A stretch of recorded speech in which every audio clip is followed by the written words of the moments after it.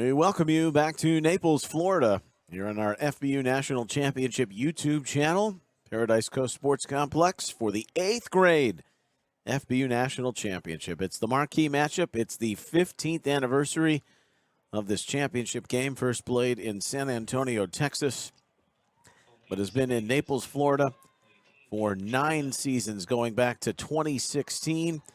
And one of the blue bloods of the event, GFL, Gwinnett Football League, that's what it stands for, but that association has put together some of the finest performances in this championship through the years. They are 5-time champions at the 8th grade level, 2-time runner-up at this age group, and they're back in the championship game again to face Utah, who have emerged on the scene on the Western Front. They won the 8th grade championship game last year. 2023, they won the 7th grade championship game. But this 8th grade group has some players back from the 8th grade team. Anthony Williams, the general manager of the FBU All-American Bowl, Neil Sika with you to have some fun for this 8th grade championship game. Reclassified so they could play younger last year and then play up. And to go back to do it against a team who's done it in 2 circumstances before. This is kind of old versus new guard here for what FBU's national championship has been all about through the years. Yeah, definitely. 2 storied programs here. GFL's put out talent throughout our tournament since the inception of this tournament.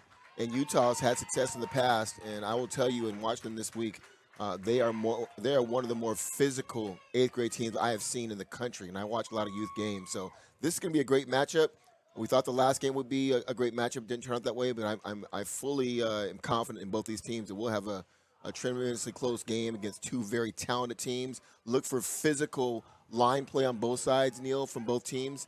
There won't be a lot of mistakes, and they will get after it. This will be an emotional, physical game. Sit down, strap in, and get ready for some really good high-level youth football here at the Football University National Championship. You can feel the passion, too, from the fans. 22-16, Southeast Florida won the 6th grade game. And in 7th grade, we just had SoCal win their first 7th grade FBU National Championship, defeating Central Florida. And they did that with the aid of a running clock. Very similar colors, almost a color-on-color matchup. The teal Miami Dolphins look belongs to GFL, and Utah in that emerald or sea green, if you will. They start with the football. 10-minute quarters. Line them up and go to work. No kickoffs for the first time in this event. We're going to watch this physical offense, though, get going. And they've brought back Finau Katoa and S.J. Fanua, who were stars on last year's team, helping lead the way. They've got a new quarterback here at the 8th grade level to get them going. And on their opening snap, they give it to Kia Vaca, who's a new add to this team this year. And he runs out of bounds where he's dragging defenders with a powerful move off the far side end. 5 yards. Yeah, a couple of players to keep an eye on early here. Neil, number 17, Eli Knight from GFL is a big-time player, edge player, has a lot of attention, has my attention for a possible invite to the game next year. He'll be one of the players that will be making an impact. And you just saw the young man, the running back from Utah, a couple of guys that are on my wait list. So I'm looking forward, for those that are out there, looking forward to those future FBU freshman All-American for next year's game in this game playing right now. C-17 Eli Knight for GFL, the defensive end. He's got a verbal offer from Georgia already. In the backfield, Valentino Peterson will give ahead, and Fanua bouncing off tackles and carrying it along out over midfield to the 47-yard line. Now, these vaunted GFL teams of the past, maybe not the case with this group, but there's a lot of pieces that feel in an underdog role they could possibly pull the upset in this game today. Yeah, I know. They have the roster to do it. I can tell you about Utah. They have great coaching. The kids are very respectful. They play with passion, but they're going to play the game the right way, and they're not going to make mistakes that hurt themselves. So this should be a really good matchup against a talented GFL team. And they're coached by the 12-year NFL veteran Paul Soliai, who was a Pro Bowler with the Miami Dolphins, former University of Utah star. Son on the roster, and there's nothing doing through the middle there on that rush. Great tackle by Logan Smith, who's a real stud in the defensive line for GFL, number 54. Yeah, Logan's really talented. He's somebody we have an eye on. Good physical D lineman, understands leverage, fiery, explosive hands, has great feet and great speed. I'm telling you, there's some really talented players in this team to keep an eye on.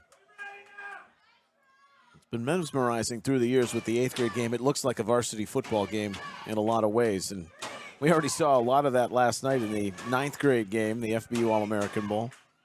2nd down and 11. Opening drive of the game at the GFL 48. Utah with the football. Valentino Peterson. Swing to the flat. Vaca runs, but not for a lot. That's good pursuit again, going to the boundary and making the tackle, Max Bremer. Max showing great inside-out speed there at the linebacker position, staying at inside depth so they didn't get cut back on, makes a great tackle on the edge, and keeps it to a very short gain here. We got 3rd and a long 9 for Utah. I'll mention Paul Soliai, who's taken over the reins, the head coach of Utah. But GFL, they've had some iconic coaches at the youth level. Ken Burge and now Chris Gant, who's back coaching the 8th graders again. There is movement, though, on the count for GFL on that 3rd and 9. Make it 3rd and closer. Neil, we talked about it in the previous 2 games.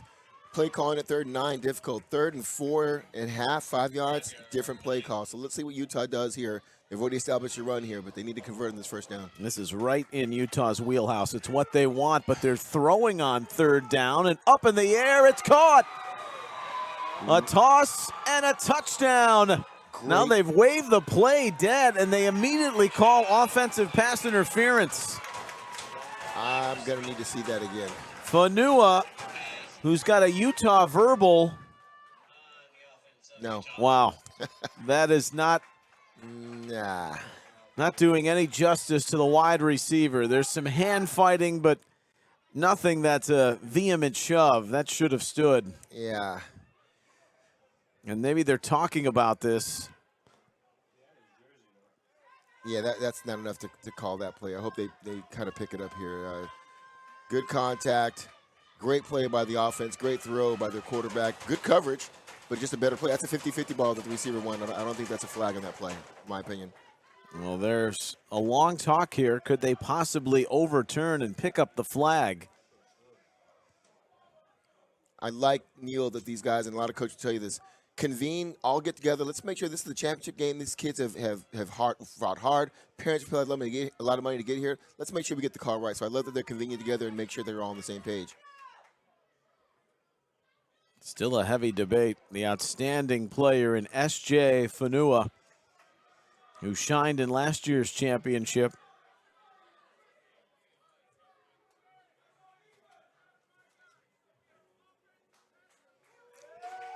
But they're going to say that the call stands on the field. Now, here's Fanua. That left hand, I mean, maybe it's a brush stroke, but I don't feel it's enough that's impeding the defensive back. But that's just my early thought. I mean, back in my day, I've seen Michael Irvin from the Dallas Cowboys do a lot more flagrant than that and not get called. So I'll just leave it at that comment there. So it's going to take it back to the 44-yard line in their own territory, and it's 3rd down and 19 for Utah. Peterson. Pop pass to the outside, but everything has kind of been wrecked after, at least for Utah offensively. Kyron Majors was the intended receiver there, and in coverage, Brennan Williams, who's had an interception in every game of this tournament run for GFL. You know, Neil, we watch a lot of youth games. I know I have this week, and you know, whenever a play doesn't go their way, you know, get the coaching staff all fired up. Utah guys didn't complain. On to the next play. Love them and respect how they coach their kids.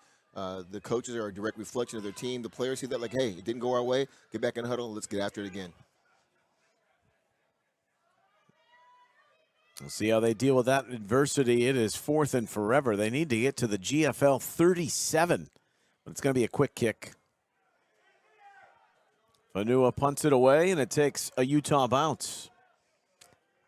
And down to the GFL 20. That's where they will start on offense. So big decision early in this game. The offensive pass interference. S.J. Fadua thought he had broken free for the touchdown. Smart decision, Neil, by the Utah coaching staff. You know, instead of going for it 4th and long and then maybe missing it and giving them a short field to a very talented team, hey, let's flip the field. Now they've got 80 yards to go instead of maybe 30 yards to go. So great call there, nice punt, puts them back, and now they're going to get a chance to see the Utah defense and the GFL offense. And that offense is out. And going to work on a little pop pass on the jet sweep for Jared Brown Jr. Jordan Sharp is the quarterback to start this game for GFL. 5 yards on the carry for Brown. Yeah, look for a GFL. They've got a lot of speed at the skill position. Look for them to attack the edges a lot throughout this game, both with the run and the pass. Well, Sharp has the sharp arm. Good football IQ. With the bunch off the near wing. Here on 2nd down and call it a long 5. Coaches audible in here based on what they see. Let's see what they dial up. A little inside handoff. And up the middle. There's Utah flying to the football on the outside. They weren't bothered by that audible.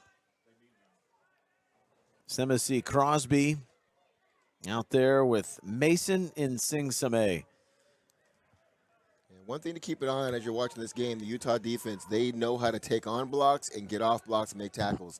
They are not going to get pushed backwards and lose line of scrimmage here. So keep an eye on that throughout the game. They do it very well and have been all through the tournament. They may be one of the best tackling teams I've seen in this competition over the last half decade with their group. On the roll to the right, time running thin, and the toss up in the air, it goes incomplete. Running for his life was Sharp. Tossing it up out of the coverage. He wanted the big tight end. Yeah, good pursuit here. Forced the quarterback. Trying to hit Eli. Just overthrown and good coverage back there. Biliami Fanua, who's the cousin of SJ. There are 4 cousins on this Utah roster. And the Utah defense comes up with the stop. 4th and short. And what's the play here for GFL? Sharp in the gun. GFL calls time. Yeah, GFL is trying to get Utah to jump. This team's way too disciplined for that. Look for the coach to come out of this time out and probably punt the ball, try and flip the field. Well, in a game where physicality will reign supreme between the fronts, field position will be at a premium. And once again, while we're in a timeout here, for all you youth players, youth coaches out there, and you're like, hey, I like what I see. I've been following this. I've been listening to Neil, the play-by-play. How do I get involved in this tournament for next year? 2 ways. Go to www.footballuniversity.org to get more information about who we are as a company. 2 managing partners, Steve Quinn and Eric Richardson. And if you want to know more about the FBU National Championship, go to FBUNC.com, and you could be in this tournament next year. Contact Matt Lauer. He'll get you in, whether you have an 8U, 10U, or a 6th, 7th, or 8th grade team. We've got openings going for next year. We're going to continue to grow this thing out. Lots of great names down memory lane who have played in this competition. On the punt, not hit very well and fielded by Vaca. And Vaca heading down the sideline, stretching things further. The ball spills out. GFL says they have it. Now, a flag had come in prior to that. And a face mask may nullify what GFL thought would have been a turnover.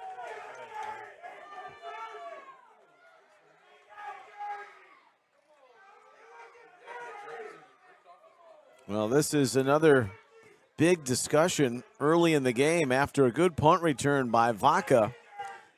And the ball comes free. We'll get you the replay in a moment. It is a face mask on GFL. Their fans are irate. Let's watch after the punt comes from Braylon McFarland. Shag punt here. He comes up and takes it, puts it moving 22. It's going to be a straight arm here coming up. Yeah. I don't know where the face mask came in. I don't know where the face mask was either here, but once you get a face mask, it nullifies anything that happens after. So I know they're upset right now, but the fumble after doesn't matter if they call the face mask. And even though there was a tug on the jersey, I didn't see it in horse collar form. Yeah. And that ball just simply came free. So one more time. But let's go back a series now, Neil. Utah struggles to get the ball to get the first down. They punt, they flip the field, put the ball on the 20-yard line, 3 and out, bad snap, big return, and now they've got the ball 1st and 10 on the 20-yard line. The face mask actually came from Vaca on the stiff arm, and he's then complaining about his jersey being tugged, but that's a legal play. So some quizzical calls on the early going. Here's a toss sweep with 3 flags flying in, and they've already taken over the story of this first quarter on the toss sweep out to Tuiaki. This is on Utah. And just some background information, Neil, I'll share with the audience here. You know, Eric Richards and I, we work with the officials here that do the game. And, you know, obviously youth football, you can throw a flag on every play. And what we told the officials is we want the egregious calls that they're at the point of attack, like that play. It's going off tackle. The tight end held the edge. It made a difference in the play. You got to call that. We're not going to be making calls on the backside 15 yards away with a hole or things like that. So just so people get understanding with youth football that we're not going to call everything, but we will call the ones that are important at the point of attack of a play, either on offense or defense. Yeah, that's a great synopsis, Anthony. Glad you brought it into the foreground for those watching, because you could have a sway in an argument on every single snap. Absolutely. Here's the delay, the give to Vaca. Another call coming with Vaca run out of bounds after a good carry, but could it be all for naught again? Got another flag down, Neil. This is on Utah, 2 straight. It's a messy beginning, to say the least, and we're not even halfway through the first quarter. Well, you're seeing, Neil, at every level, these 8th graders are playing against other elite 8th graders, and usually you can block an edge guy like, okay, well, hey, that guy is pretty strong, pretty fast, and they end up holding them, and so those players are going to be called now. They're watching that particularly based on the information I just gave you, that it's at the point of attack on play side. You got to make that call. So this is still first down for Utah. They can get a 1st and goal inside the 7-yard line, but that's where they need to take it. And the ball is at the 30. So 1st and 23. Little fake up the middle. They go to the reverse on the edge. Oh, nice play. Great job in the open field. 83 on 83 crime. And that run by Majors is cut down by Everett Bish. We saw it in the first game, with the reverse and the jet speed. Cornerbacks, you're either going to make the tackle outside in, or you're going to force that guy to get inside. Great job by Bish there of not only keeping it inside, but making a great tackle and holding it to a small gain. Chris Gant says Everett Bish is our hardest working player. Great job of the open field on that tackle with Majors running free. Still 2nd and forever. At the 29, GFL fans making noise. Peterson throws over the middle, and that pass is caught. It's the target, and Kyle Euler, who falls and spills it. They say he's down before the ball comes out. Euler, well, he wasn't down, but unless they're going to call forward progress with the whistle. Yep. Before that, great touch pass over the linebacker for the completion by the Utah's quarterback there. And now it's a third and manageable, 3rd and about 11 from the 20-yard line here. Need the 7-yard line. Peterson, who's got 4 wide receivers, looks to throw to the back corner, up in the air. It is intercepted. A jump ball, and Jared Brown came down with it for the pick. Great coverage. Great 50-50 ball win by Jared. Good throw. Better job by the defense here. Good pocket by the O-line. He throws it up. And he just trails the play and makes a great play. That's a great J by the corner there. Great job. Jared Brown Jr. is known as a fantastic wide receiver, but he's showing his ball skills defensively. Yes, DBs can catch, folks. That's it. Once again, turns his head, finds the ball. That's the start of it, and then makes a big play in the end zone. Brings it out to the 20 for GFL's 2nd offensive set. Sharp. He'll motion over Knight along with Lovelady. And now the cutback run. When GFL's been at their best through the years, they do this. Those gashing runs. And still going before the whistle halts play. Just shy of the 45-yard line on the carry by Brennan Williams. Great job by GFL here. They're gonna overload. You watch the replay. They're gonna shift to a unbalanced formation to the left. They run left. They have got Utah outman, better blocking. He turns it up the middle here in a huge hole. Big first explosive play for GFL. So big one for Brennan Williams, 22 yards. They're going again into the middle and waiting for Katoa. A surge of Utah defenders. Xavier Tuisea, who's also a returnee. There are 5 that played up a grade from 7th grade for Utah last year when they won the 8th grade championship over SoCal. 17-8, the final score in that game. Looking to go back-to-back at the grade level. Hasn't gone well for those looking to accomplish that earlier today with DFW East and Central Florida, both in defeat. Hand to the outside and somehow managing to get forward after it looked like it was going to be detonated on contact with the run to the outside by Travius Howard. The rundown comes from Tuisea. Yeah, Tuisea comes all the way from the backside to make this play here. Great effort on a backside play, which is what you need in a game like this. You can feel the energy down from the field. There's a lot of power. It's big boy football. Inside 90 seconds remaining in the quarter. Movement up front, and Utah jumped. Fanua Viliami is the one that moved for the team from the Beehive State. I'll mention it again like I did in the first 2 games. Defensive players, you do not listen to cadence. You are watching the ball. Ball moves, I go. I'm not listening to Omaha and Green 11 and Blue 19. Ball moves, I'm going to go and blow up the play. So Sharp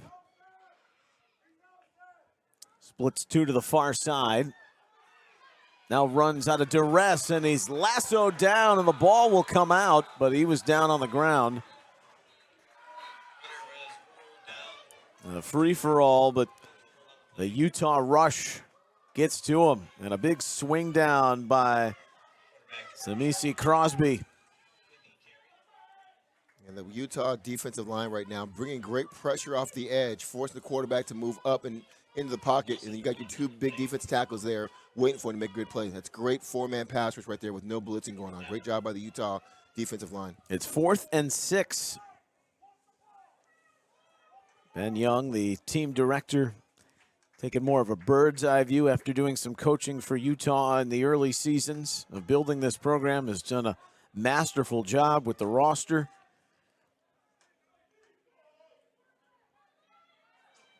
Giving way to this fierce defense where GFL running for an open seam and crevice, and on that keep, Knox Day. He's got 2 long TD runs. He's made for this type of play. He's going to get close to the marker. Where did they spot it?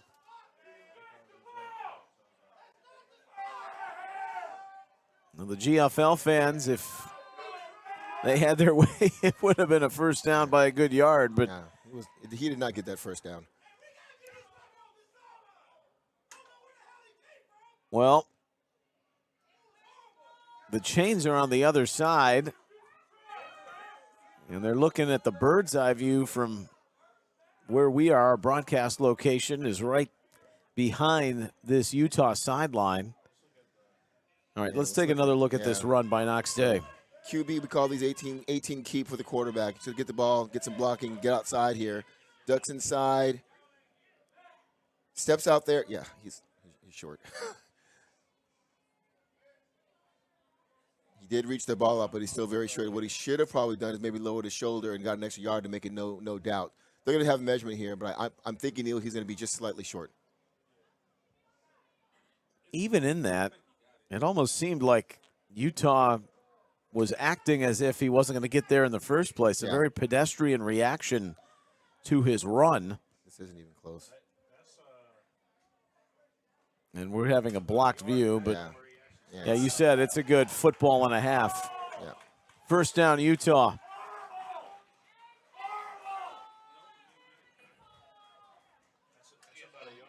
Yeah. So it's Utah's ball and a turnover on downs. So once again, as we talk about the game of field position, Utah winning again. They're going to get the ball back here at the start of the second quarter at midfield. So some stop-start here in this 8th grade FBU National Championship. Plenty of flags, but no final drives that have been finished off for points.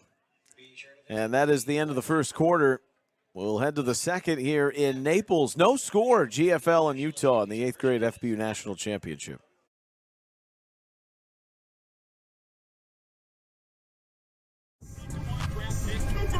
Gatorade has the #1 proven electrolyte blend, designed to hydrate better than water, so you can lose more sweat and put the league on notice. Gatorade, is it in you? Yeah, birds in the truck, they gon' stink. Mara, serving the ash out of big bottle. Don't tell me shut up, you are not my boss. Turned up so much, now I just can't. Start of the second quarter, a turnover on downs after the measurement shows a good yard and a half shy. And Utah with the football. And they run Vaca. Little slash and gash for Kia Vaca, who gets 4 yards on that first carry. You run behind Fiki off that left side. Nice pickup there. Every coach in the country will take 3 or 4 yards on that first down. Make sure play calling, you can stay on task and stay on your scouting report here to make things happen. Vaca's back there with Valentino Peterson.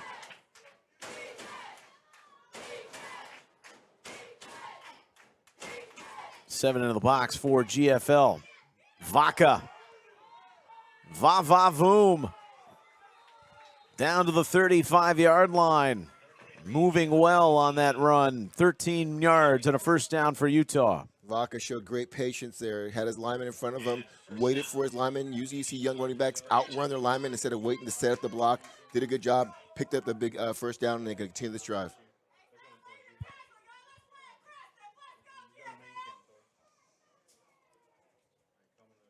Early stages of the second quarter.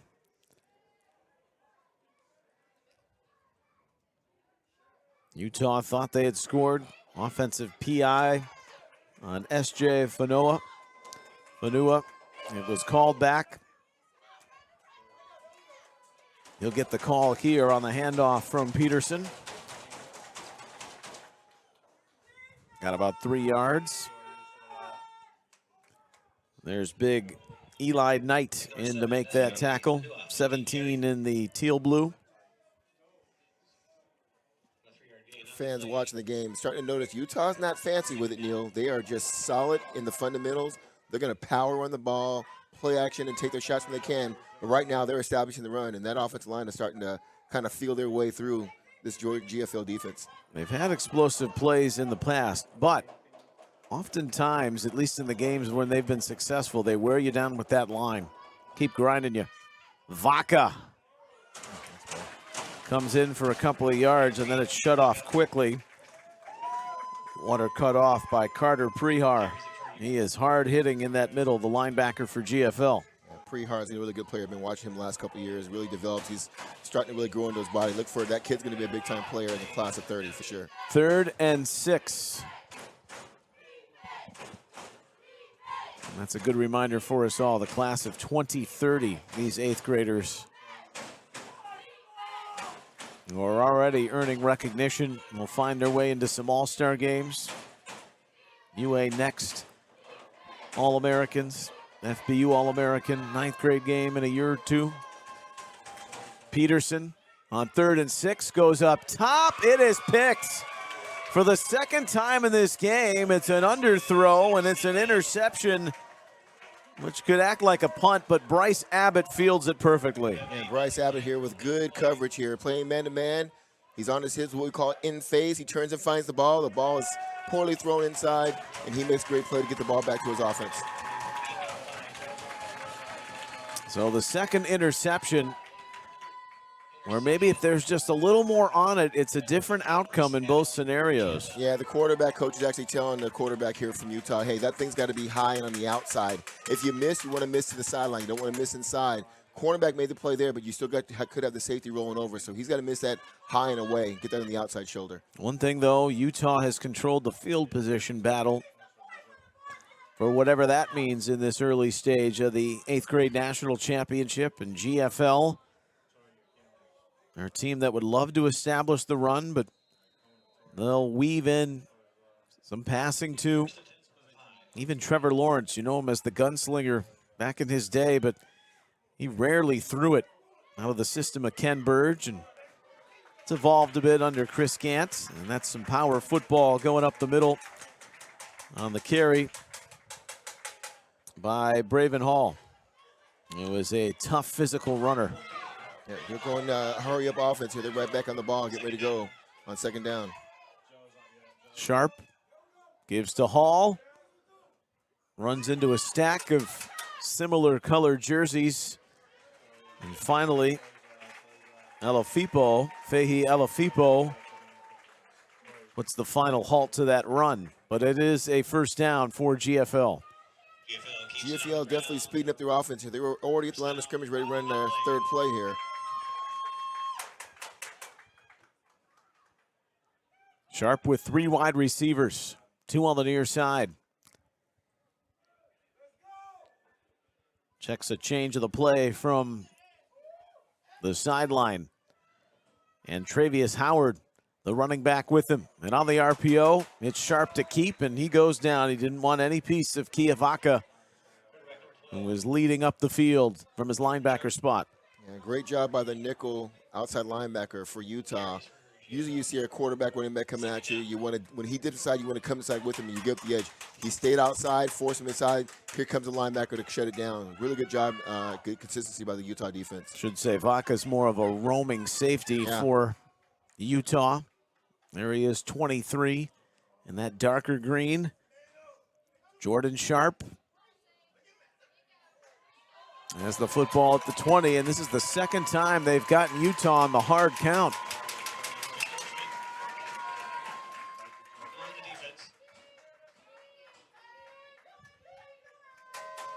So 5 yards, and it makes it second down and 2. And the offense will be a lot more comfortable here. One of the more accomplished play calling here by GFL. Every coach loves second and 2 right now. You can take a shot deep knowing I can come back and still pick up a first down. Look for them to take a shot here on second and 2. Sharp off the play fake. Little hitch to the outside to Davari Johnson, and Johnson uses that speed to spill out into the GFL bench, but he's got a first down.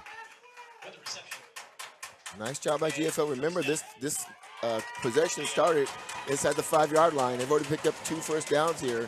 GFL's on the move right now. They've had to start deep in their own territory. Turnover on downs. They punted on that first series. We're inside of 5 minutes till halftime in a scoreless game. Sharp. Pocket swells around him. Finds an open man in the middle. And at midfield, breaking a couple of tackles, Tristan Hargrove. He's got a ton of upside to his football future. First down to the 49, and they hit the aerial. Great job by the GFL quarterback here, climbing the pocket, keeping his eyes up, down the field, see somebody over the middle. Huge pickup for GFL here as they continue this drive.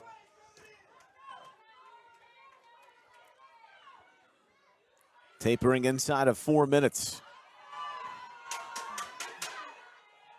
We got that Jordan Sharp clap, and it's really catching some of the defensive ends who are very antsy for Utah, and that play goes nowhere.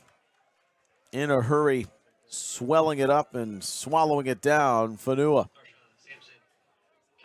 Viliami Fanua in on that tackle. Tuisea also helping out. And now some substitutions for the Utah defense.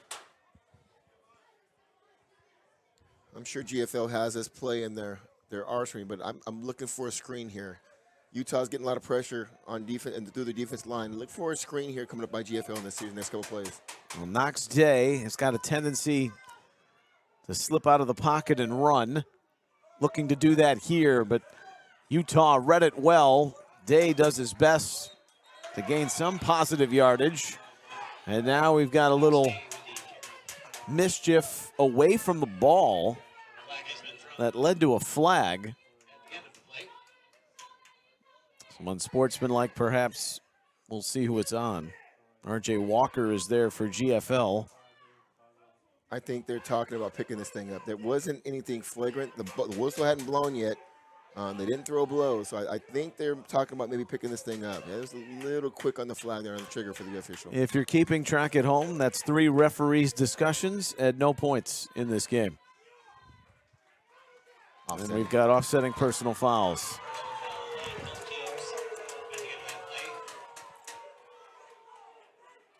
Second down and 6 when it's all said and done.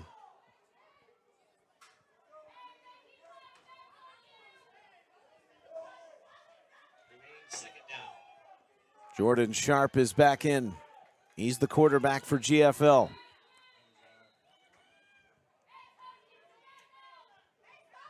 Johnson goes in motion. Little pop pass on the jet sweep.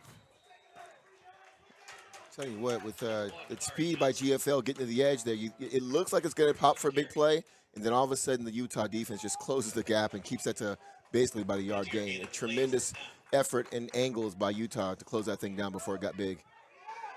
Fundamentally sound on the outside. Just exceptional coaching, though, on both sides of the field in this game. Utah and GFL alike so well drilled, they don't beat themselves. GFL coming out in a power formation here. They're going to snap it straight ahead. He's got it. The big man, Eli Knight. Knight lugging this thing along inside the 20. It's become a rugby scrum, and he's down to the 17-yard line. Well, put it in the hands of one of your best players, no matter how he gets there. And he takes over on that long galloping run. Love the call. Put the ball in your big man's hand. Ain't got to throw it to him, just give it to him. And he's just got effort, just feet driving, get some help from his lineman, and turns into a big-time gain and a first down for GFL. Drive started back on their own 14. They go again with Wildcat. Eli Knight to the 12. That's 5 more yards. And there's an injury in the process to a GFL player.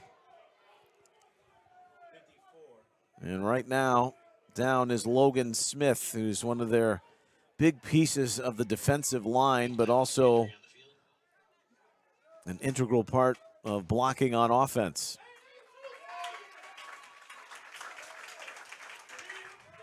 And it's good to see him back up. Yep. Really good adjustment here by GFL. Hadn't shown the Wildcat all game so far here in the first half, and they come out with their best player. And he's picked up some major yards here. They got something going here as they get into the red zone. Second down and 5. Boy, this is just a tooth and nail. Feels like a one-possession game.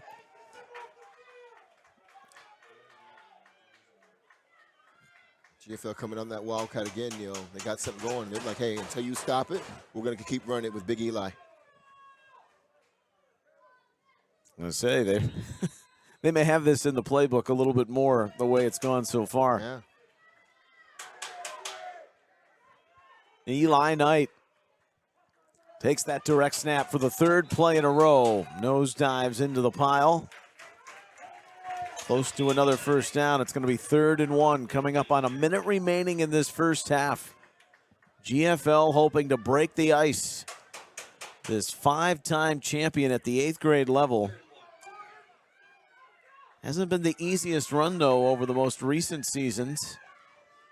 But they're back in an attempt to get to the promised land once more. Knight knifes his way again. That's a first down. 1st and goal at the 2. 4 more yards. It's almost like Taysom Hill is carrying the ball I'm watching, Anthony. Yeah. Timeout. Another timeout. Some of you may be wondering about how do you stop that? You got a big, powerful tight end in the backfield going direct snap. It's a wildcat. You're hearing Neil and I calling out that information, but it's not the wildcat with the option. So if I'm Utah right now, I'm calling a timeout, and I'm putting 8, 9 guys in the box. There's no threat of them hitting the edge. Eli's a good athlete, but he's not going to beat you to the edge. You got to take care and fill those gaps and just have guys attack the box and make sure you can get a stop here, especially at the 1-yard line.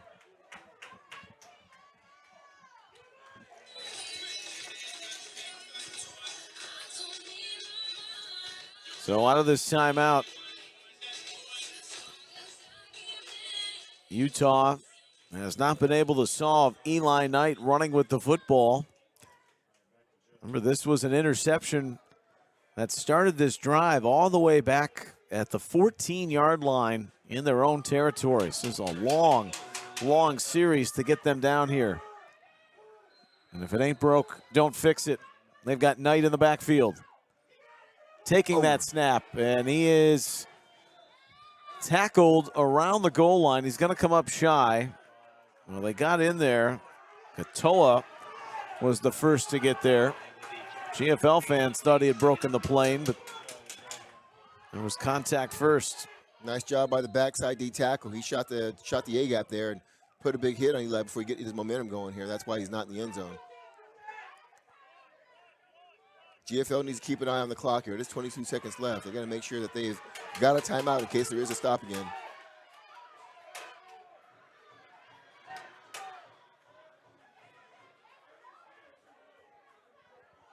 Are we seeing this is youth football's version of the tush push with Knight? And he can do all the fulcrum action himself.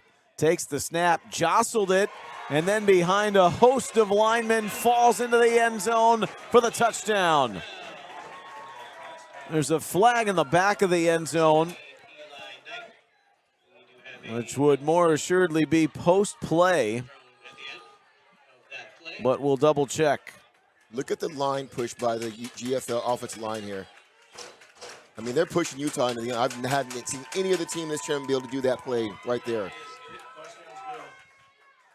It's a personal foul after the touchdown on GFL. Eli Knight carried the last 6 times on that possession before going in for the 1-yard score. So it is post-touchdown. The touchdown will count. And the foul will be assessed after on the play, probably on the kickoff return. On the series that will start to back up or give Utah a better field position from the 30-yard out. So the extra point here to be taken. McFarland, the kicker.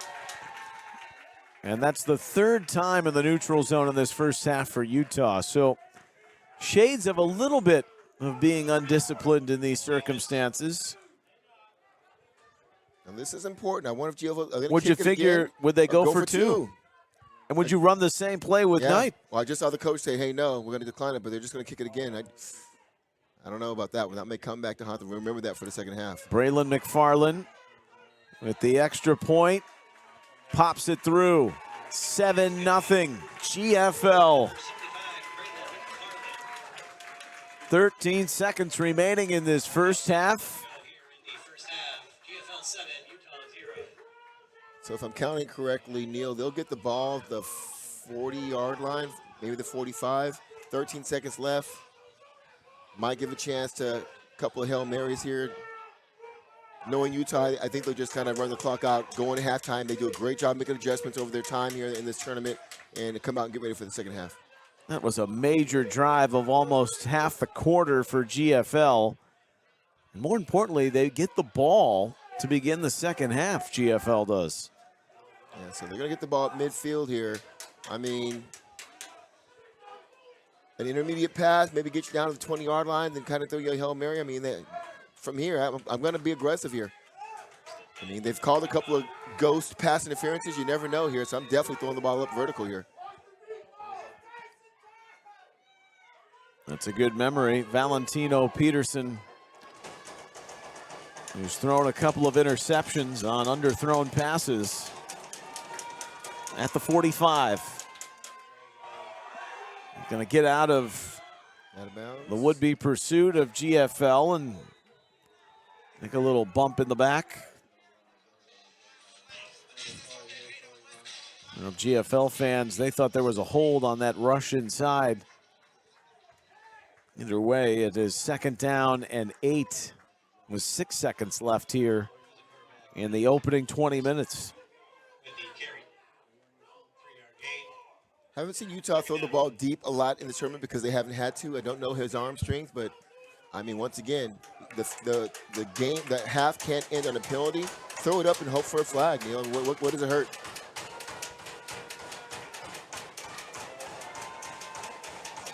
Well, Peterson, they need to find a way in that second half, maybe even now, to get the ball to their dynamic playmakers. Off it goes on a swing to Vaca. And he'll run it down with what could be a horse collar here on a tackle by Walker. And the half cannot end on a penalty. So it looks like if it's against GFL, they'll get one untimed play to close out the half. That was Kyron Majors, who had the reception. One of the additions with Vaca. And if it is a horse collar, and I believe that's going to be the call, they'll have this untimed down to conclude the first half. And Neil, he'll get it. That's post flag, so he'll get another 10, 15 yards out of this in one play. That's exactly the scenario unfolding here.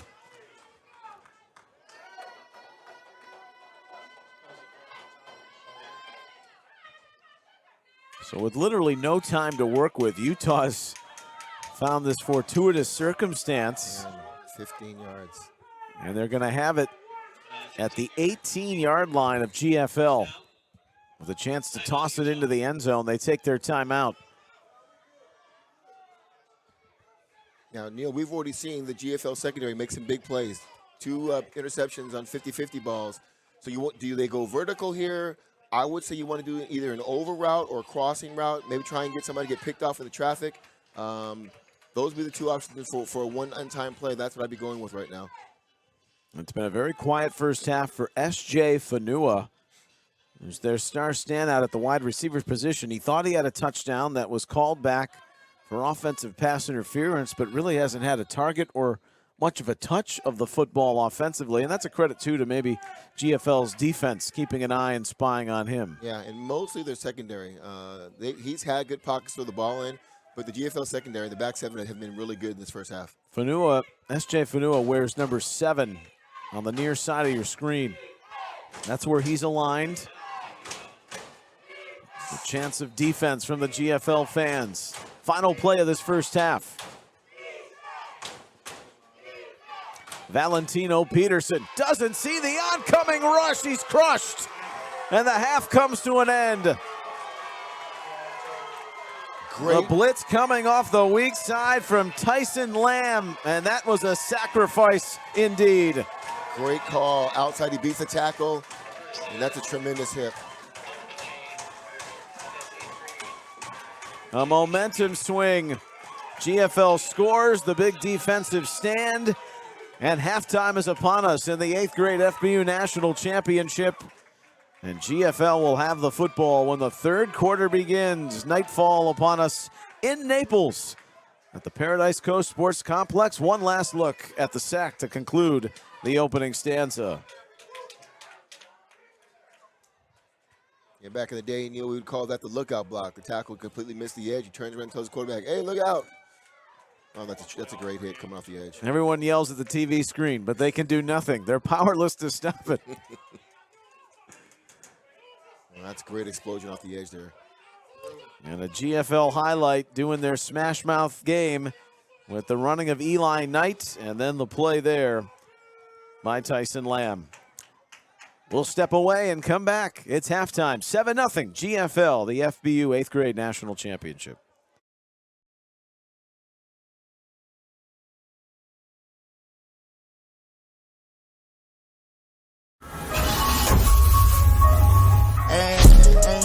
Yeah, birds in the trap, they gon' stink. Mara, serving the ash out of baby bottle. Don't tell me shut up, you are not my boss. Turn up so much now I just can't turn off.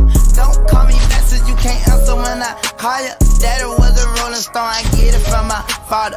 Chain so heavy that I can't fuck all of. She knew I was a devil cause I wear a lot of product. Florida's Paradise Coast is more than just the home of the FBU National Championships.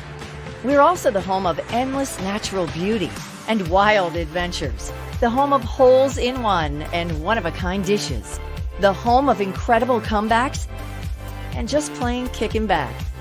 So come discover a sports paradise, because only paradise will do. Naples, Marco Island, and the Everglades, Florida's Paradise Coast.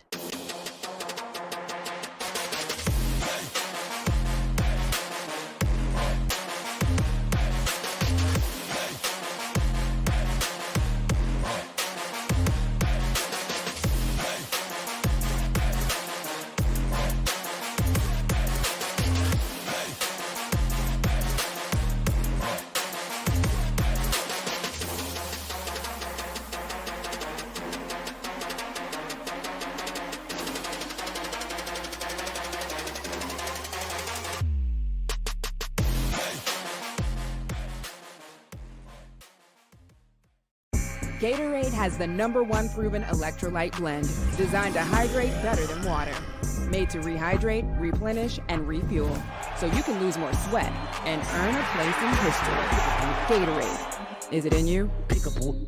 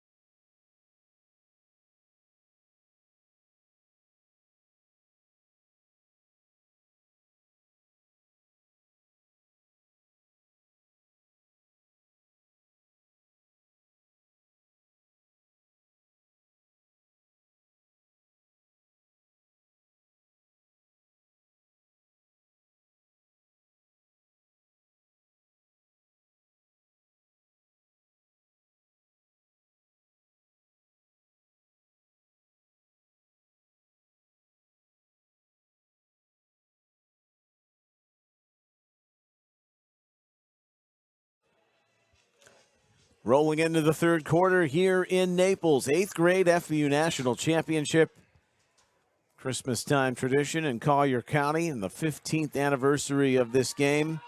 Starting back in 2011, the most successful team through the years at the 8th grade level is GFL. They're looking for their 6th title. They're up 7-0, and they start with the football to begin the third quarter, and a drop pass on the throw out coming from Jordan Sharp, going right through the hands of Josiah Stone. Neil, we haven't seen GFL in their standard offense since the whole Eli Wildcat stuff, so look like a little rusty here on that first play. Neil Sika, Anthony Williams with you for this 8th grade championship. GFL with the football. They're in those Miami Dolphins looking teal uniforms. There's movement on both sides here. Had several pre-snap penalties. We've had a lot of flags in that first half. GFL eventually scored on Eli Knight's Wildcat scampers. They're going to call motion on GFL here and back them up.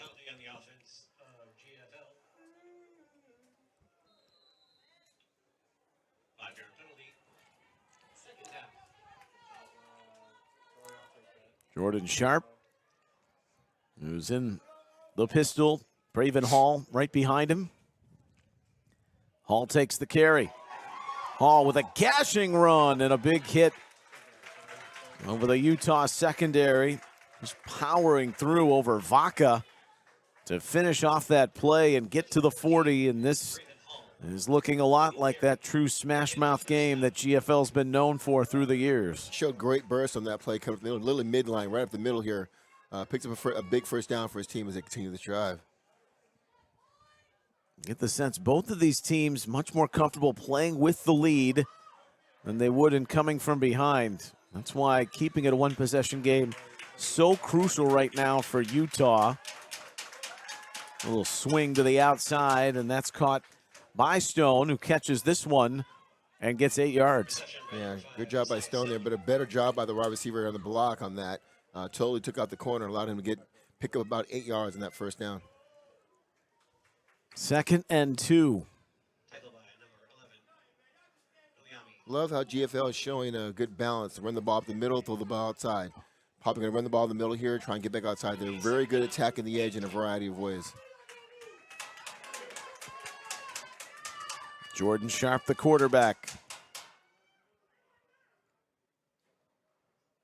An offset look in the backfield. Fakes the handoff, wants to run, and he is swallowed down.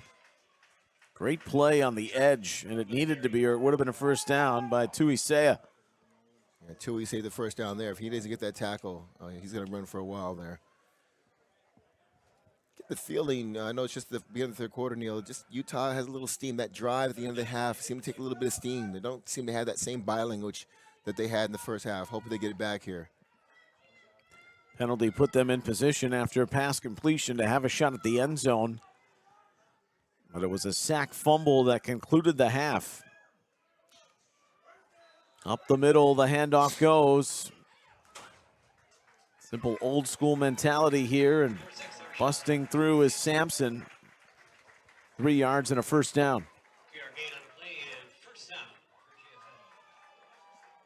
What would you say the message was from the Utah coaching staff and Paul Soliai to his team after things are a little bit disjointed and even heading into this third quarter? Knowing Paul, I'm sure he talked about, hey, let's get back to our discipline style. They've been hurting themselves with the encroachment penalties and things like that. Let's get back to our Utah style of football, not hurting ourselves and being solid in the fundamentals. Sharp, who brings Lovelady in motion. Then the handoff where it's a minimal gain and a little bit of a dust up afterwards. Well, no room for even discussion in these circumstances. Flag coming in right away. We've already seen some stuff away from the ball. This heated affair. But this is solely a Utah personal foul. This is not like we just talked about with Coach Paul. Just this is not his style. And message all you young players out there, let your play do the talking. They had a good play, they closed it up, no gain, and now you give them free yards because you either want to mouth off to a player or to an official. You want to play this game at a high level, Neil, keep your mouth shut, let your play do the talking for you. Well, in the 8th grade FBU National Championship, GFL is 5-2. Their 2 losses, their Achilles heels, have been teams from Dallas, North Texas, and DFW are their 2 losses. But they're pretty much perfect against everyone else. Looking to add to their lead. There's some opening here. And keeping it, making the smart decision is Sharp. He has been sharp on his game with the reads here. Here comes another flag after That tackle sets up 2nd and 5. We'll check the call, though. Nice open field tackle by Gibbs there. Looked like it was going to be a big play. He made a great open field tackle on James. Keep that to a short gain. Here comes the explanation. And that's an unsportsmanlike call on the offense.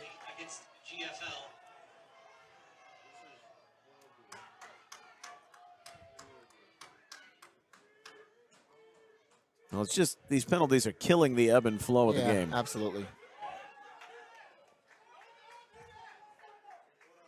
No rhythm to it. Back to the 44-yard line. You know, Neil, my message to my freshman All-Americans all week at practice, you know, you're great players because you're here, you're top 70 players in this class. Start to learn that if you're going to play this game at a high level, you can't let your emotions control your actions. You've got to think about not hurting yourself, not hurting your team. And so we're starting to see that now, and hopefully these young players understand that as they move more into high school. That's the 4th unsportsmanlike conduct penalty that's been accepted in the game. And there's a flag off this run. So a turbulent way this thing is going. Xavier Cooper is thrown down after the tackle made by Sio Tautuiaki. I think this is going to be offsetting penalties, but once again, Utah makes a great play, Neil, on defense. It looks like it may hurt him again because of extracurricular activity or somebody mouthing off during the play.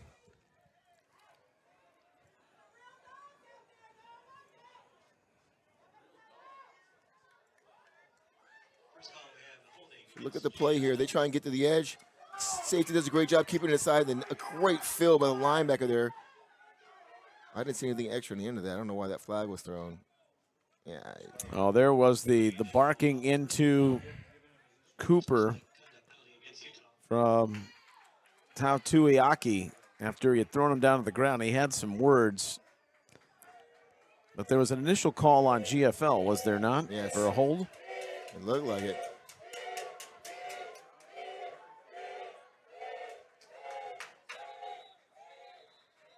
What are they saying? The unsportsmanlike then trumps that holding call? Well, one was dead ball and one was during the play.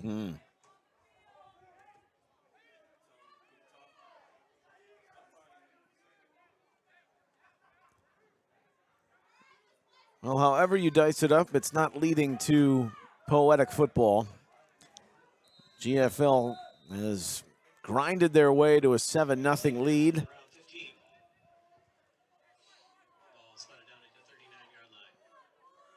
Had a flag on 4 consecutive snaps. Sharp. There's the screen. Screen over to Knight. Eli Knight, who's got the touchdown. Well, gobbled up. Takes 4 and 5 just to force him off to the sideline. I like the call. Always love a tight end screen there. Utah did a good job of sniffing that out and keeping that to a very short gain. Kudos to their defense on that. Big 3rd and long here for the GFL offense. Utah's defense needs a big stop here, get their offense back on the field here. It was a very crucial play at the midpoint of the 3rd quarter where GFL's had the entirety of the football.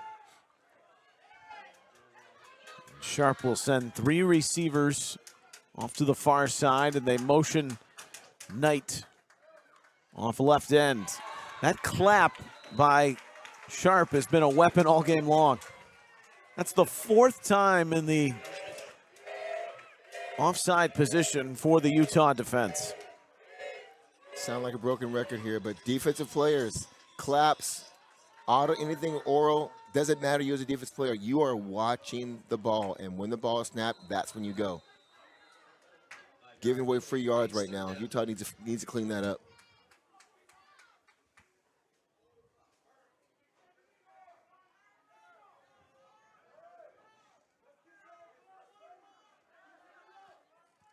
Inside 5 minutes. Sharp takes the snap on 3rd and 7.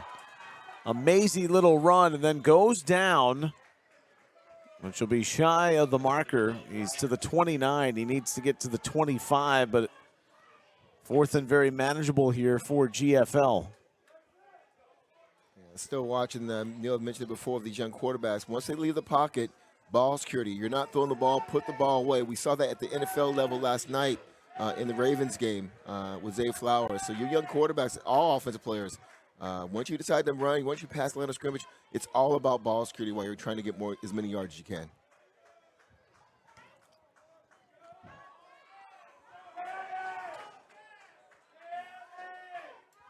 Already 6 minutes have expired in this third quarter. Utah hasn't had the football yet. Here comes the Eli Cat. Knight, all 6'5", 235 of him, and he is stopped. Cut down. Utah ready for it. Major intervention by the defense. And the Utahns come up clutch, led by the surge of Fanua. Big stop by the Utah defense. I don't know if he was unblocked or not, but he attacked Eli low, chopped him up, and never get the first down. Huge stop for them. Now let's even get their offense going. They hadn't been able to stop it on 6 previous tries. That was leading to the only score of the game. And going low, Fanua cut out the legs. What a play. Yes, sir. But can the offense get it cooking? It's been pedestrian at best. They thought they had a touchdown. It was called back for offensive pass interference on their first drive. Vaca careens to the near sideline into his teammates. But that's a good first down run. He's close to another. Knowing Coach Paul, I wouldn't be surprised if Utah just really tries to get back to what their strength is, their bread and butter, Neil, which is running the football and being physical. No doubt about it. Valentino Peterson, he's the quarterback. And he's giving straight ahead on the dive play. That is a first down. And it's 6 more yards to the 44. And you wonder if that type of stop on a play they couldn't do so in the first half just invokes this synergy with Utah. They've been essentially sleepwalking for a good portion of this game, really since that touchdown was taken off the board, and haven't found much since. Yes, true. And we talked about earlier in the 7th grade game how important momentum is. Big stop on defense. Now you got 2 straight first downs, and you got a second and short here. And listen to that momentum turns into some points for Utah. 2nd down and 5. At the 44. Peterson. He'll give. Stretch goes to the outside. A caravan of blockers leading the way for Fanua. They put it in his hands. He gets the blocks. He gets the first down. Yeah, Fanua definitely turned nothing into something there. It looked like he was going to maybe get caught for a loss. Is there a flag on the play here? There might have been a flag coming in on the far side. I do see it. It's at the 45. We should have known better, Anthony. It's painful. Anytime we feel something's exciting happening on either side, it's been wrecked by a flag. So it's going back to the 35. Well, they ran that counter action to Fanua just to put it in his hands, and just momentum killers, those penalties. So he went from 2nd and 5 to now 2nd and 15. Line to gain is the 49 for Utah here in Naples. Keep an eye on number 22 for GFL coming off the edge. He had a big hit at the end of the half here. See if the tackle picks him up, which he does here, which is good. Peterson swing, Fanua in traffic. And just a logjam of GFL defenders swarming to the ball to help make that tackle. Bish in there with Hargrove. 3rd down and long. Yeah, Bish has been solid all night on defense. GFL knows that one-on-one with that running back out in the open space is not going to work. Everybody flying to the ball, make sure they get him down on the ground early. 3rd and 12 inside of 2 minutes here in the 3rd. Only touchdown came late in the 2nd quarter from Eli Knight. He's got some quarterback tendencies, but he's playing tight end on this GFL team. Looks like cover 1 here. The snap is low. Run. The give goes to Vaca. And he's doing his best, making this a positive run. Before gang tackled right into the Utah bench at the 45-yard line. It'll be 4th down. Call it a long 4, maybe 5. And a critical play coming up. This quarter has evaporated quickly. Utah did not see the football for the first 6.5 minutes of it. Yeah, and this 4th and 4, 4th and 5 here is still a running play for Utah. They've got the power running game to get this. Let's see what Coach Paul dials up here after this timeout. And one to discuss. And there he is in the middle of your screen. Pro Bowler with the Miami Dolphins, also played with the Atlanta Falcons. University of Utah star, Paul Soliai. And Neil, big news out of Utah with the famous coach there retired after all these years, man. Kyle Whittingham stepping away after, what was it, 21, 22, 3 seasons? A lot of respect for that coach. He's done a lot of great things while he's there. Developed Fantastic a lot of talent. job. Yeah. I believe he took over from when Urban Meyer went to Florida, right? That's correct, yeah, it's a long time ago. And so in that process, Utes will look for their new head coach. BYU had a fine season, but they couldn't get past Texas Tech when it mattered most. This game looking like the Miami-Texas A&M college football playoff game. On 4th down and 4. Big lead block for Vaca. He's got the first down, and he's into GFL territory to the 42 on their biggest run of the game to keep it going offensively. Yeah, we just talked about it. 4th and 5 for most teams. We're going to throw the ball. Not Utah. We're going to go behind what got us here, our power running game, to pick up a key first down to keep this drive going. They pulled, and who else was leading the way but Paul Soliai, the coach's son, who's one of the 5 returnees. Half a minute remaining in the third. Utah down 7-0. Every play called with the intention of getting it into the playmakers. Vaca, and now Fanua, S.J. Fanua. Got a verbal offer from Utah. Emotional couple of months for him and his cousins. Grandma passed away back in September. They were very close. The horn will sound, and we'll head to the 4th quarter with Utah on the march. A 2nd down coming up. But 7 points separates them from the dream of a back-to-back 8th grade national championship. GFL looking to reclaim their legacy status. 10 minutes away to decide it. We'll be back to Naples after this.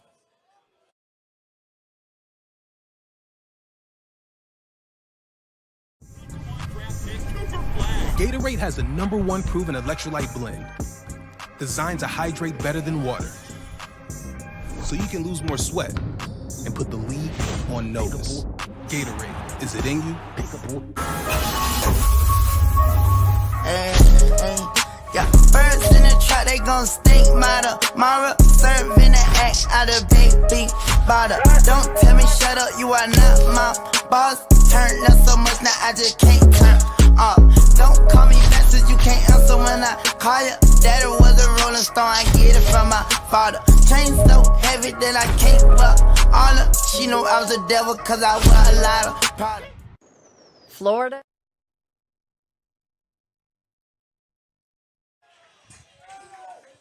Welcome back. It's the final quarter, really, of youth football for the calendar year. And the 8th grade FBU National Championship marches into the 4th quarter with Utah trailing, but with the football, a 7-0 deficit. End around, put it in the hands of Majors. Majors is flying down the far sideline. Majors breaks free. He's in. There's a flag. But there is a flag. Yep. Another Notice holding. the hesitation in our voices. After all of that, Majors can't believe it. Utah can't believe it. It's been the crutch all game long. Looking forward to seeing the replay here.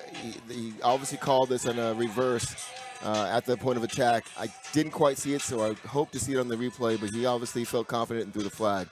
It's the second time that reverse has been effective, and it's gotten called back after big plays. Watch the top of the screen here, number 51. Maybe a brushstroke grab, but there was not enough there, at least in my opinion, Anthony, where he's letting go and Knight is free to still run and make the tackle if we're looking back on that. Yeah.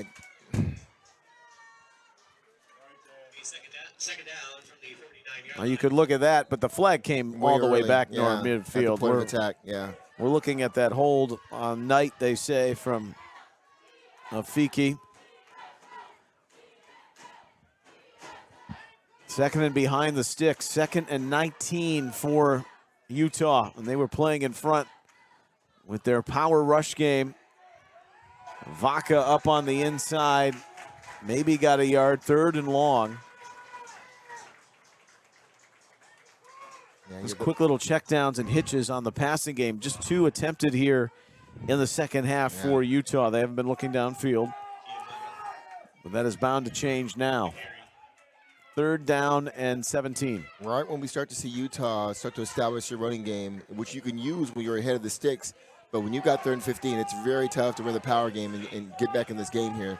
You need to see a little bit more balance in them throwing the ball, like you said, short routes out to the outside and see what they can do here.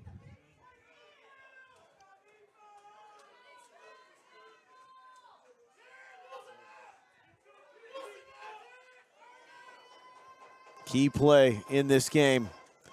And 2 downs to get a first. That slant pass over the middle is caught, threaded through traffic by Valentino Peterson. And the grab by Euler is a clutch one, and it makes it 4th and a heck of a lot more manageable for Utah. Wow, he threw that very, very tight window and a really tough catch there. Who picks it up now? 4th and a long 5, 4th and 6. Once again, Utah's way of playing the game, hey, we can still run the ball and make this first down. Let's see what they do here. And they certainly know on the other side, GFL's got that tendency to go on long drives with their ground game. It's not for sure you would get the football back. And Neil, I count 8 in the box right now. Play action would be great here, but they're in empty. They're definitely going to be throwing the ball here. On 4th and 6, there's a slant. Peterson throws the slant. It's caught. And Fanua in traffic, still holding on for dear life. And he's finally rustled down to the ground at the 25. Wow. Biggest play of the tournament for Utah, but S.J. Fanua is in pain. Well, he was grappling just to keep hold of that football. Love the call here. If we can run that back. Utah came out in trips formation, 3-by-1 formation, trips up high, receiver in the downside. They shift over to the trips receiver side. He runs an inside slant that's wide open. Great throw, great catch, convert for the first down. Fanu is okay. He's up. And Jared Brown Jr.'s had a fine game. Had an interception at this end of the field earlier in the first half. There you see Chris Gant continue the great legacy of GFL football and the winning tradition. There was a time, too, he was looking to maybe think he'd step away from the coaching chores, but has found his way back into it. Loving every minute of it. Yeah, he can. He's awesome. Chris does a really great job, these young people. 2 minutes gone on the 4th. Pistol, Vaca, into a wall. A sea of those GFL defenders. Jackson Wade is right in his face. Oh, jeez, that's a late flag. Wow. Along with Jalal Yakubo. It's almost like white noise at this point, Anthony, with the penalty markers in this game. That might be the latest flag I've ever seen in my life. I mean, they're walking back to the huddle. What's the call? He's picking it up. They're picking it up. Well, we say it in jest, and you brought up a great point in the 7th grade game. What you've addressed the officials to look for, because in youth football you can call a penalty on every play, but the real clear and obvious. But sometimes do you think with the human factor that might get the better of them to keep control of a cagey affair like this? Yeah, no, most definitely it does. And officials are human. They make mistakes. They try to run a little option there. And, they took Valentino Peterson out of the game. Semisi Crosby came in, and that play was not destined for success. And here we are back once again for Utah, 3rd and long. Not really with their cup of tea here. But they have shown great signs just on this drive, Neil, throwing the ball when they needed to. So, but as I said earlier, GFL's got 7, 8 in the box. Play action will go a long way right now. And look for that jet sweep, that jet reverse sweep they ran earlier, minus the holding as a way to get the ball going down here.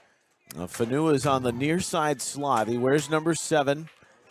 They've got Majors near side left, 3rd and 12. Need to get to the 13 roughly of GFL in a 1-touchdown game here in the championship. The blitz comes off the edge, and Peterson just flings it out into space. Majors was in the area. Now the flag has come in. Is it for grounding, or was there a late hit? Let's see the replay. He's checking to see if there was a receiver in the area. Majors had been his route. I think that's a good pickup. Yep. But it's 4th down. And the heat is on, quite literally. It will be from the GFL rush. And in this game, with 5:44 left. This is big. 5:44 left, but, I mean, the way that GFL's been controlling the clock, I was going to say, you may not get the ball back. Huge play right here in 4th down.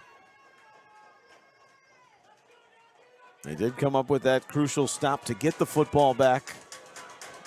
Even when they were running Eli Knight in the Wildcat GFL on their previous possession. But it's 4th and 12. Utah looks a little confused here with their setup. Peterson, he'll take it, rolls to his right. Will throw it up toward the sideline. It's deflected away. It was such a tough window to fit it in, and tapped away by McCoy King. They ran a little wheel concept here. Had some guys deep. That's just great coverage and clean. And there Fanua was drifting around in a similar area, but looked like he might have been the initial plan on target. But they pull the trigger into coverage, and GFL takes over the football with 5:36 to go. Good time for the Utah defense to bow up here and get hopefully a 3 and out, get their offense the ball back. But GFL's just been moving the ball and eating a lot of clock in their last couple drives. Knox Day mentioned he's had 2 long touchdown runs in the regionals to get them to Naples. In the Wolverine winged helmet, the quarterback, he hands off, and that's going nowhere. And the cousin of SJ, Viliami Fanua, is right there. That's his 2nd big tackle in a row. Remember, he had the stop on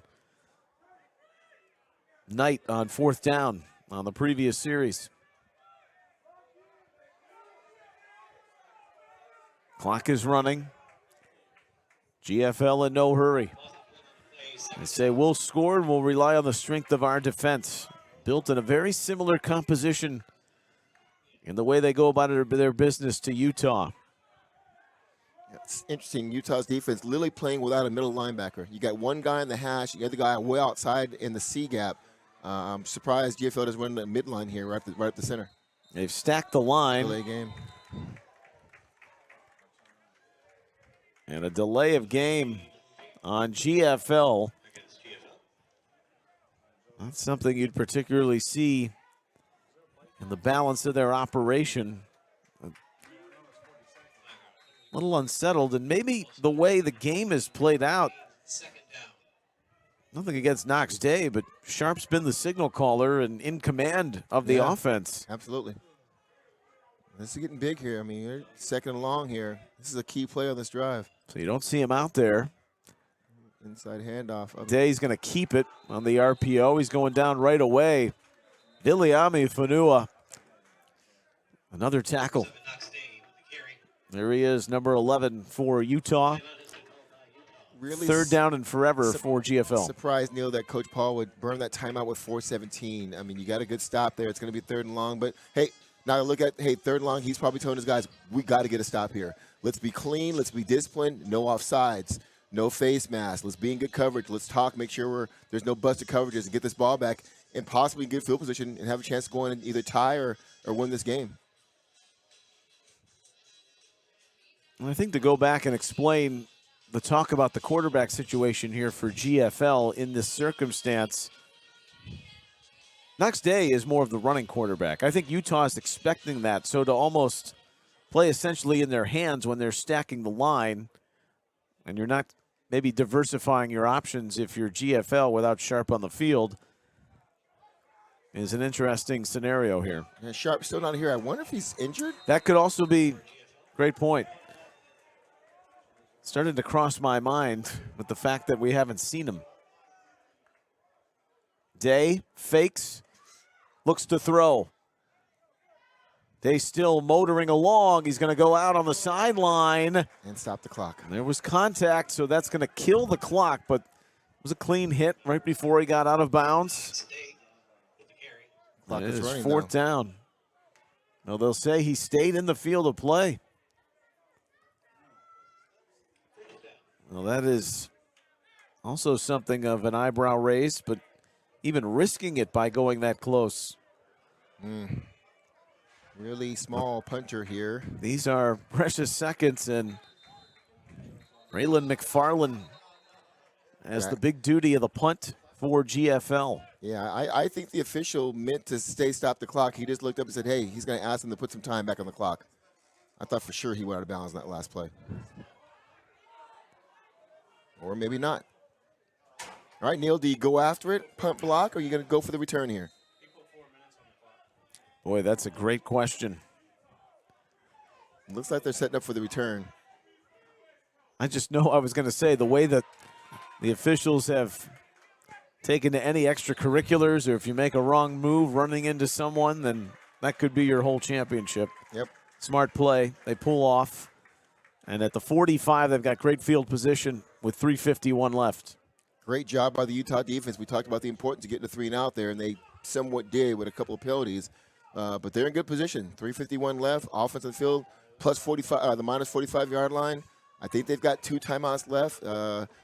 This is right where Coach Paul wanted to be here late in the game. So at the 45-yard line, Utah, they had the football moving, but they stalled. The GFL defense, credit to them, they've been a big part of the story. A powerful, physical, offensive line that's usually running people over for Utah the last couple of years. They go flea flicker. Looking long is Crosby, throws it up, there's contact, and it's pass interference. The question is, who's it on? Yeah. You may think I'm saying that in jest, but the way this game is played out, you said any type of contact, regardless if you feel the ball is catchable or not. Yep, that's a Federation rule, and he was going by the Federation rule. Love the call, though, Neil. Flea flicker. Get out of the way now. I agree. Get in field position. Get back to your power running game here. So the flea flicker, and Crosby launching that. Puts Utah into plus territory.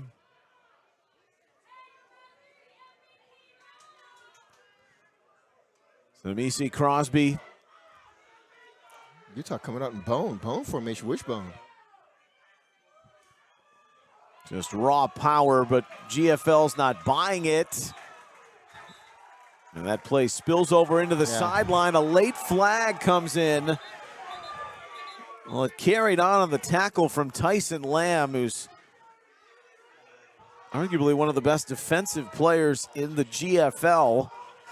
And that is suited for this team, too.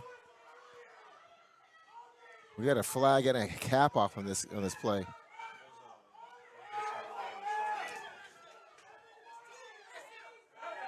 Well, in this game, this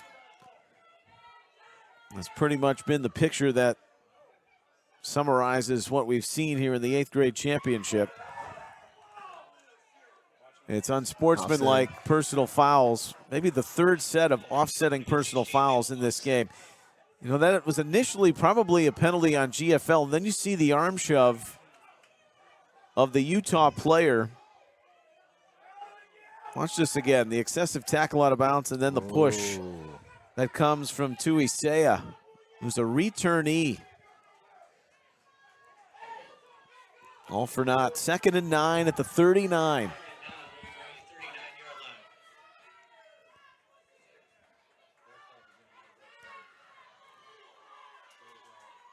Pistol look. Peterson's back in. He hands to Vaca. Vaca springs to the far side boundary where he shoved out of bounds. Max Bremer carrying the tackle all the way to its completion. GFL is showing off that team speed on defense. That looked like that play was going to hit the edge and go for an explosive. And all of a sudden, it just wasn't there. Great job by number 42 from GFL right there, closing that down and keeping that to a short gain.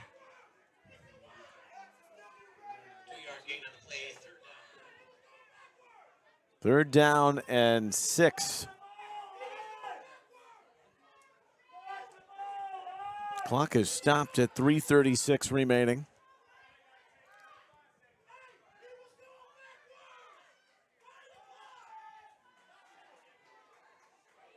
GFL fans are making their thoughts felt on why the clock is not running.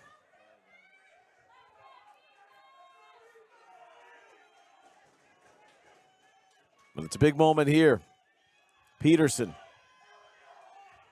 Nothing there. Counter action, maybe a couple of yards. 4th down coming up.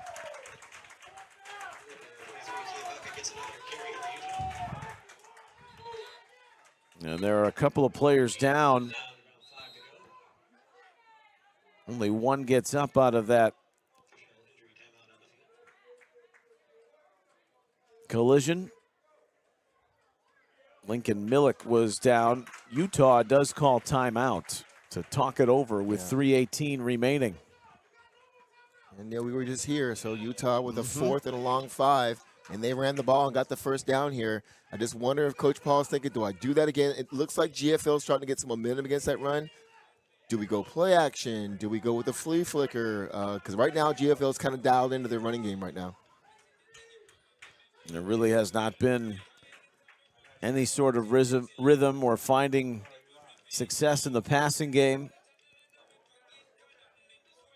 Now, the faithful for both Utah and GFL and all the teams and all the parents, the major commitment, Anthony, you hit the nail on the head when you were speaking about it last night in the FBU All-American Bowl post. Just the commitment right before the holidays. And these young men, I'm sure, are very appreciative of what their family and friends have done for them to put them on this national stage. No, absolutely. And, it's something that we acknowledge. It's Christmas time. Economy's not great. So kudos to all the parents out there that got these kids down here 3 days before Christmas.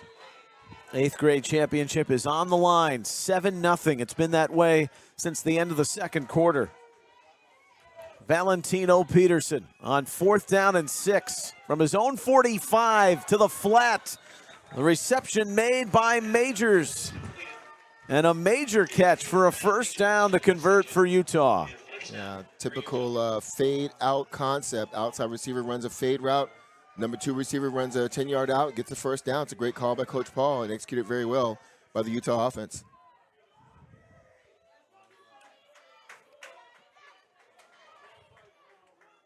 At the 25-yard line.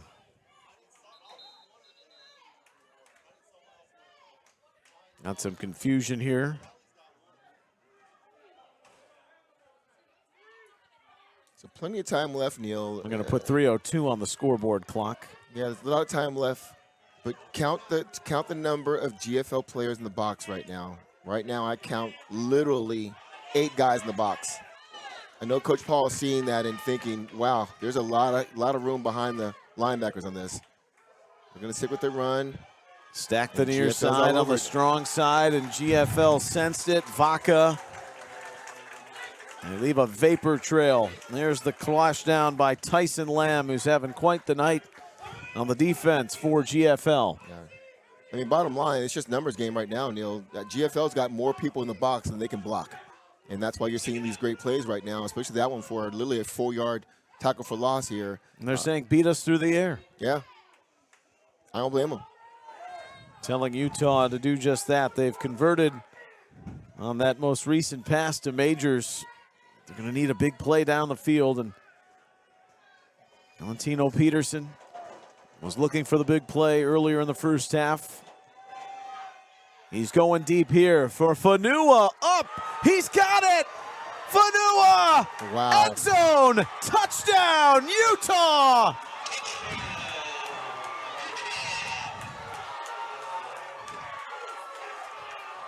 SJ all day. Fanua scores. Utah's within one. You see the replay here. Great pocket. Great job by the O-line and pass pro. Quarterback throws a dime. Another 50-50 ball that he wins. And now he's fighting. And he just will not be denied. And that's a great play right there by Utah. And we just talked about, I think Coach Paul saw, we're not going to be able to run the ball against 8-9 in the box. Let's put it up there and let our best player make a play for us. And he did. But everything hangs in the balance here.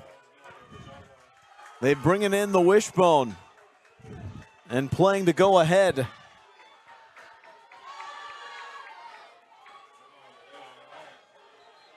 Crosby will force this look for Utah to call GFL to call a timeout. So this critical conversion to go for two and take a lead with 2:06 remaining. Well, we were wondering if the passing game would ultimately hit pay dirt, and the deep shot down the field and the jump ball. SJ Fanua wins it in traffic against Brown. That's been a battle all night. A very similar pass that was called PI earlier that Fanua caught in this one.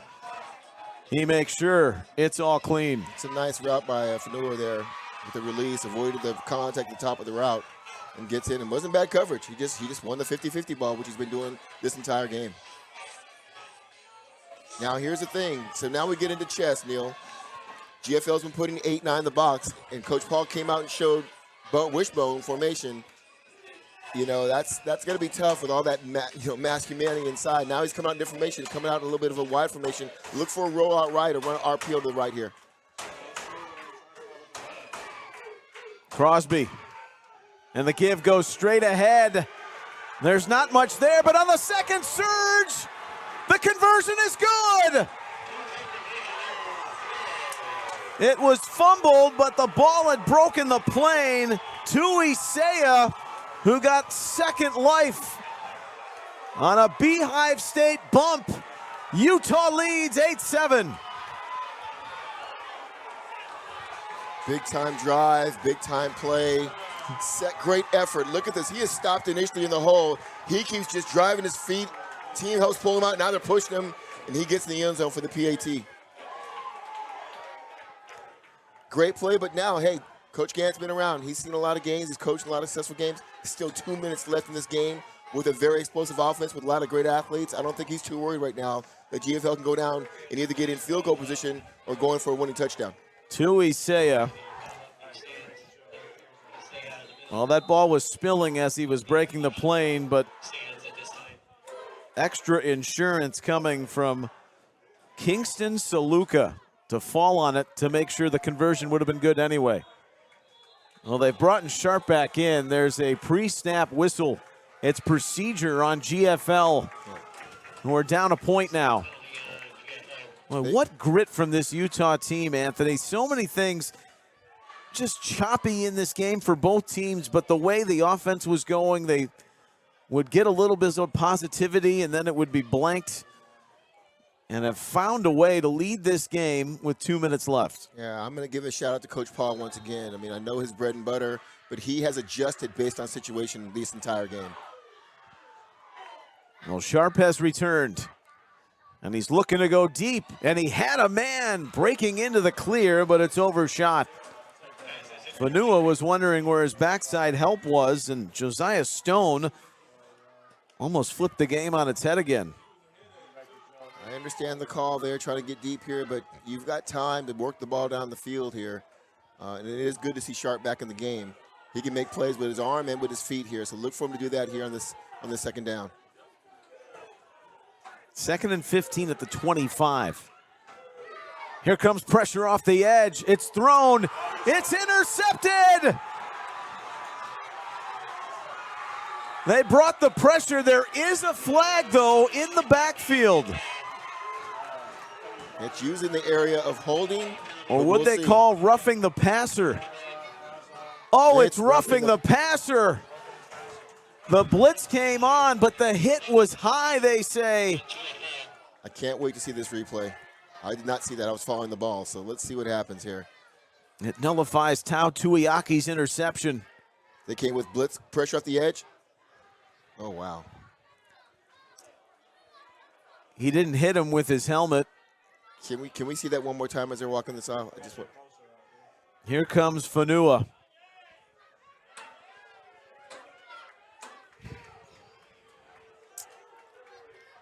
I know there's a size disparity there, but that's hard to swallow if you're a Utah fan. But once again, Neil, look at Coach Paul. He's not arguing. He's like on to the next play, showing his NFL experience here. Little swing pass out here. Bring the blitz again. Gives them a new first down, GFL. And that spiraling tackle, a face mask. So 2 penalties, and GFL, they're going to find themselves in plus territory. No, they're going to pick it up. Yeah.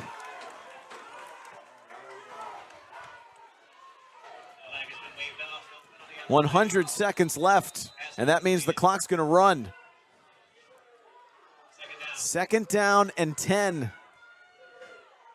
GFL does have a kicker in Braylon McFarland. Yes. Screen. They throw it off.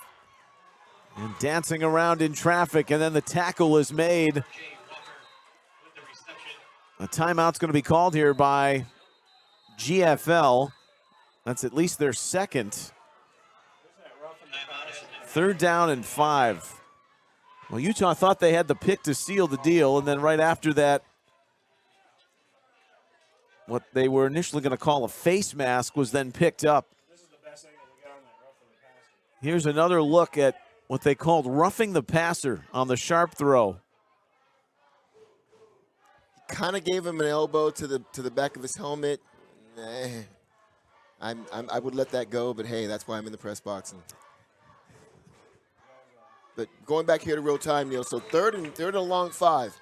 They don't have to score on this play. I know Coach Gantz got playing. He knows, hey, right now I just want to get a new set of first downs. So right now this play call is going to be something intermediate, try and get a first down. Look for an intermediate play. Probably going to roll out here to the left with Sharp. And if he doesn't have anything open, he'll probably use his legs to try and get that first down and get a new set of downs here.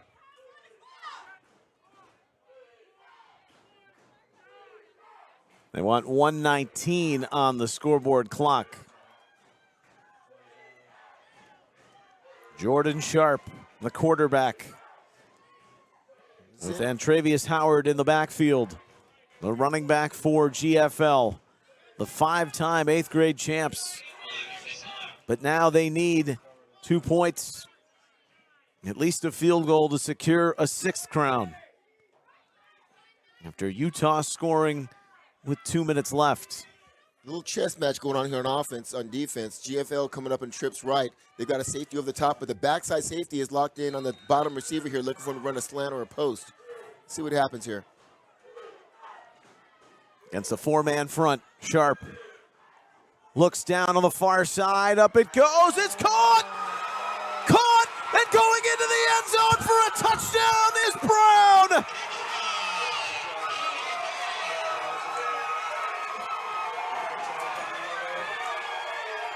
No flags on the play from what I see so far.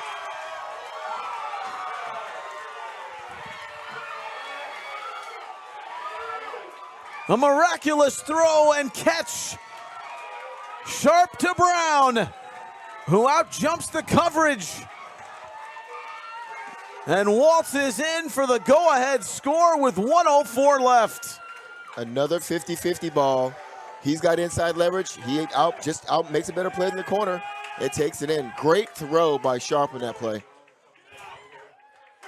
He was in front of Logan Gibbs, and GFL, who's never been known for their downfield passing attack, but pulls out the rabbit from the hat with the game in the balance On a 40, make that a 55-yard touchdown pass. We got a player down from GFL. It's a lineman, it appears. Trainers are on the scene here.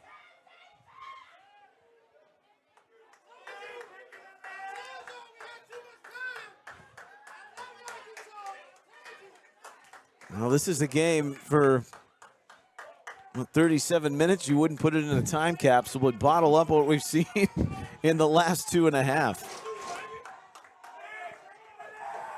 I hate to use a cliche once again, Neil. I love this game. It ain't over till it's over. That's right. Look, step in the Here's pocket. another and look just at let this it go. touchdown.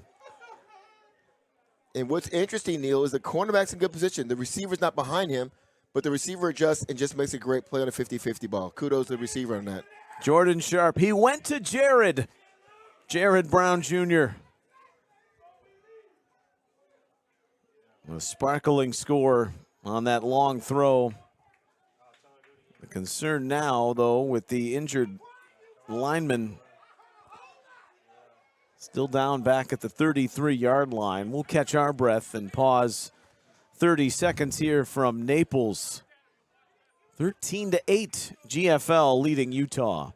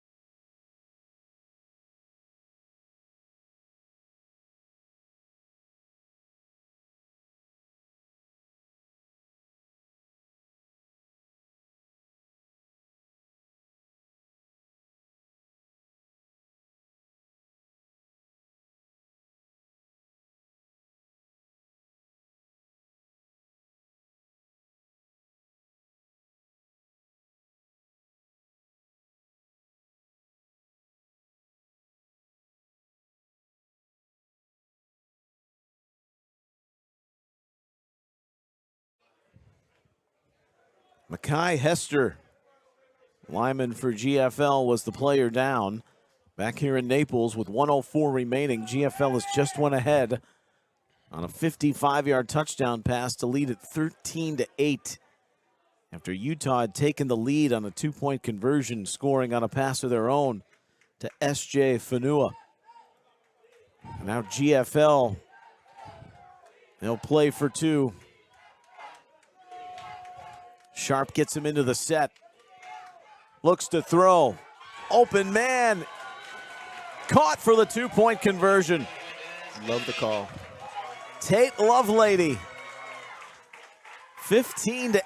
GFL back up by 7 with 1:04 remaining. Well, let's do a reset here. So great call to get the PAT by GFL. But I'll remind everybody, still a minute 4 left in the clock here for Utah's offense, which was very effective here before. They will get the ball at the 30-yard line, or 20-yard line here. Still time to move the ball down the field. At the 30, that's where the possessions begin. No kickoffs. Getting right to business, and it's just these sways of emotions for the fans, for the players, up and then down. GFL is up again, 15-8. GFL in somewhat of a modified prevent defense with 3 deep guys, which means there's less guys in the box. Don't be surprised if Coach Paul doesn't run the ball here to shorten his field and then start throwing the ball a little bit. Valentino Peterson finally hit that big play through the air to S.J. Fanua with 1:03 remaining. It has really all happened here. The dramatic parts of this game in the last 2.5 minutes. Euler motions far side to the near side. Peterson rolls far side, and coming back to the ball is Kyron Majors. Makes the catch, gets out of bounds.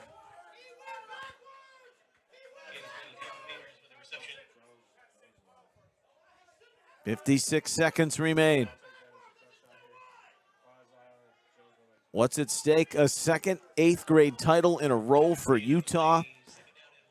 GFL to capture their 6th and their first since 2021.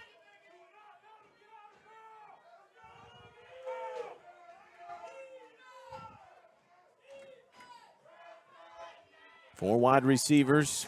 Valentino Peterson. Everyone's dropped back into coverage for GFL.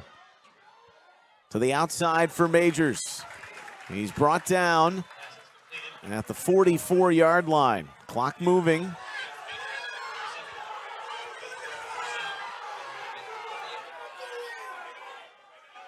It stopped on the first down to reset the sticks. GFL fans don't realize that they hadn't reset the chains. And then spiking the ball was Valentino Peterson, 44 seconds. Still 44 seconds left. Utah still got a chance here. Neil, I'm an old defense coordinator, and I hate the prevent defense because sometimes it prevents you from winning the game. Yeah. They were playing great defense when their base set. I know you don't want to give up a D-ball like they did last time, but they're leaving some pretty big gaps right now for this offense. They might want to tighten up a little bit. We'll see how they adjust with this series. It's now 2nd and 10. On these set of play calls, rather. Peterson, Fanua in the flat, got a block from Majors, bursts into GFL territory at the 48. Well, at the very least, you're creeping closer, and you're going to give yourself a shot to throw it into the end zone at the end of this game, regardless of how far you advance it. And, Neil, we have seen in this game, 50-50 balls have been the difference in the game, you know. But you got to get in territory. Another 15 yards, and you're going to be in a pot, and they look like they'll have time to get there.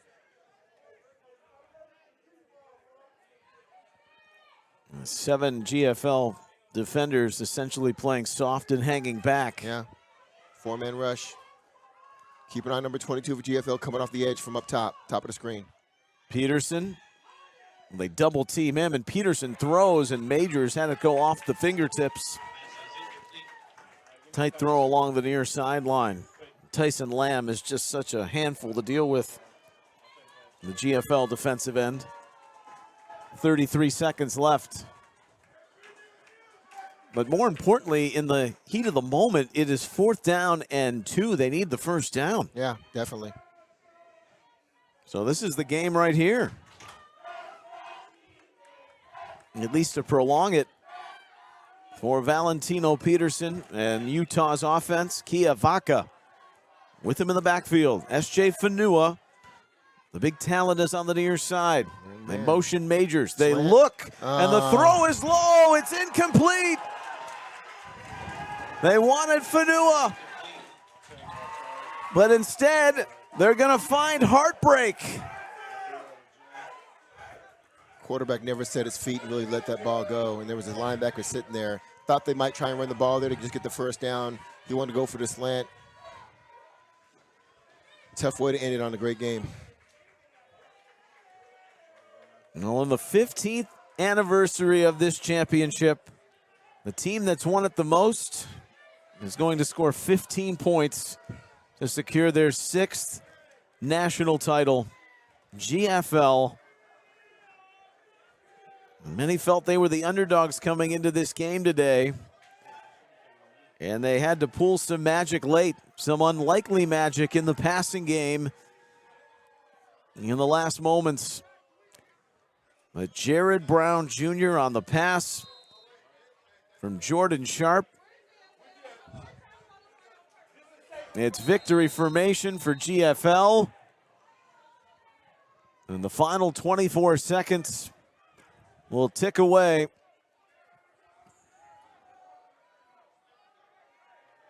What an exciting last, 6 minutes of this game, Neil? There will be no more snaps.